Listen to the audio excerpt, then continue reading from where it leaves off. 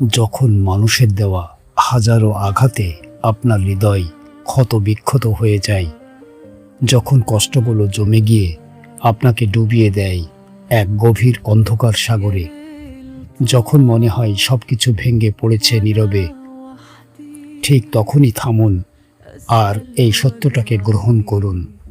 আপনার রব তাঁর প্রতিটি কাজে পরিপূর্ণ প্রজ্ঞার অধিকারী। তিনি জানেন আপনার জন্য কি ভালো আর কি ভালো নয়। আপনি না বুঝলেও তিনি আপনার জন্য কিছু না কিছু সুন্দর পরিকল্পনা করেই রেখেছেন। আপনার দুঃখের দিনগুলোতে বানিয়ে ফেলুন আপনার জীবনের সবচেয়ে মূল্যবান দিন, যে দিনগুলোতে আপনি ফিরে আসেন তার কাছে, যে দিনগুলোতে আপনার চোখের জল হয়ে ওঠে আপনার শক্তি। কারণ এই কষ্টের মাঝেই আপনি পাচ্ছেন তাঁকে ডাকবার সুযোগ। তাঁর পরিকল্পনার উপর ভরসা রাখুন। যত কঠিনই লাগুক, যত অন্যায়ই মনে হোক, বিশ্বাস রাখুন, কারণ কোনো ঝড়ই চিরস্থায়ী নয়। তিনি আপনার অন্তরের ঝড় থামিয়ে দেবেন। তিনি সরিয়ে দেবেন বুকের সেই পাহাড় সমভার। আর একদিন তিনি আপনার হৃদয়ে এমন এক আলো জ্বালাবেন যার সামনে আজকের সব অন্ধকার হারিয়ে যাবে। হয়তো আজ আপনার সামনে কোনো আলো নেই, হয়তো সব কিছুই অন্ধকার মনে হচ্ছে, কিন্তু নিরাশ হবেন না, কারণ সবচেয়ে অন্ধকার রাতের পরেই ভোর আসে।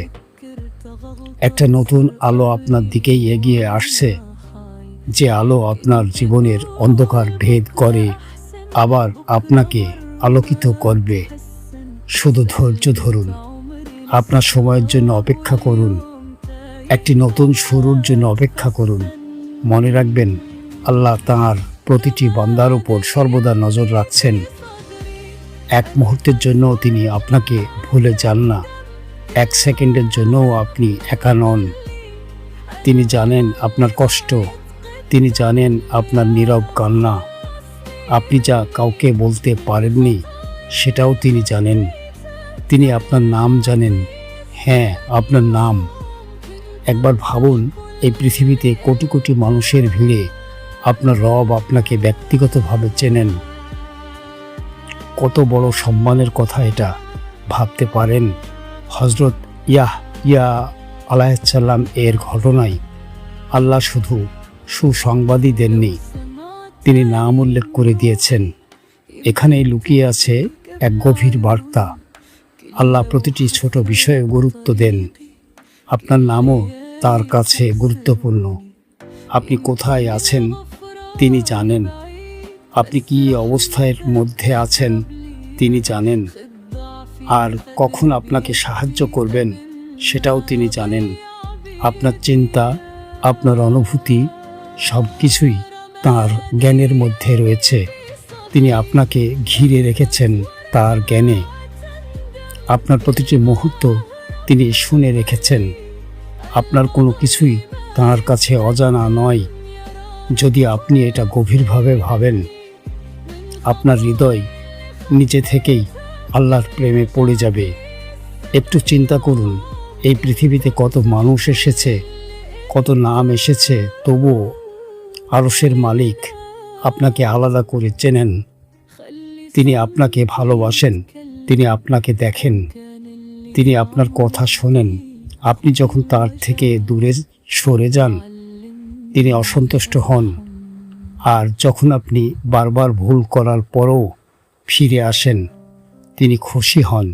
হ্যাঁ, খুশি হন। কেমন সেই রব, যিনি বারবার ক্ষমা করেন, যিনি আমাদের রিজিক দেন, যিনি আমাদের হৃদয়কে তার দিকে ফিরিয়ে দেন। তাহলে বলুন, আমরা আর কোনো নিয়ামত অস্বীকার করব? আল্লাহ যেন আমাদের বলেছেন, হে আমার বান্দা, তুমি কি জানো না আমি তোমাকে চিনি? তুমি যখন আমাকে ডাকো, ফেরেশতারা তোমার নাম ধরে তোমার জন্য দোয়া করে। তুমি যখন ভালো কাজ করো, আমি এত খুশি হই যে আরশের কাছে থাকা ফেরেশতাদের বলি তোমাকে ভালোবাসতে।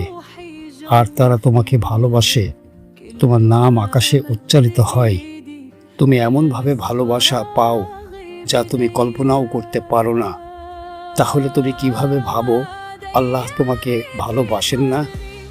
কিভাবে ভাবো তিনি তোমার কথা শোনেন না? তিনি তো প্রতিশ্রুতি দিয়েছেন যারা ঈমান আনে এবং ভালো কাজ করে তাদের জন্য তিনি মানুষের অন্তরে ভালোবাসা সৃষ্টি করে দেন। তাই নিরাশ হওয়ার কোনো সুযোগ নেই। হ্যাঁ, আপনি কাঁদতে পারেন, হ্যাঁ আপনার কষ্ট হতে পারে। হযরত ইয়াকুব আলাইহিস সালাম কেঁদেছিলেন, তার চোখের দৃষ্টিও হারিয়ে গিয়েছিল, তবুও তিনি নিরাশ হননি। তাই কাঁদুন, তিনি হতাশ হবেন না। নিজের কষ্ট বলুন, কিন্তু বিশ্বাস হারাবেন না। ধৈর্য ধরুন, আল্লাহ যা লিখে রেখেছেন তাতে সন্তুষ্ট থাকুন, কারণ শেষ পর্যন্ত আল্লাহ সর্বোত্তম পরিকল্পনাকারী। আর একদিন আপনি বুঝতে পারবেন সব কিছু কেন এমন হয়েছিল, আর সেই দিন আপনি হাসবেন আর বলবেন আলহামদুলিল্লাহ সব কিছুর জন্য।